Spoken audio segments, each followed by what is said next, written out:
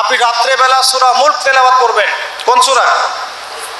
সূরা মুলক যে ব্যক্তি রাতের বেলা তেলাওয়াত করে, এই ব্যক্তি মৃত্যুবরণ করলে ইনশাআল্লাহ তাআলা তার কবরের আযাব হবে না। কবরের আযাব কি চারটাখানি কথা? সূরা মুলক তেলাওয়াত করলে এই ব্যক্তিকে সূরা মুলক কবরের আযাব থেকে বাঁচিয়ে দিবে ইনশাআল্লাহ। 30টা আয়াত মুখস্থ করে ফেলতে পারেন। কোরআন তেলাওয়াত করা শিখলে আপনি আয়াতুল কুরসি পড়তে পারবেন। কোনটা?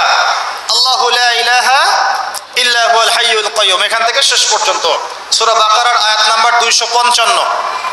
প্রত্যেক ফরজ নামাজের পর যে ব্যক্তি বিশুদ্ধ করে আয়াতুল কুরসি তেলাওয়াত করবে, মৃত্যু ছাড়া তার জান্নাতে যাওয়ার কোনো বাধা নাই।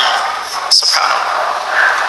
আর ছোট্ট সূরা আছে কিছু, সূরা ফালাক, সূরা নাস, সূরা ইখলাস।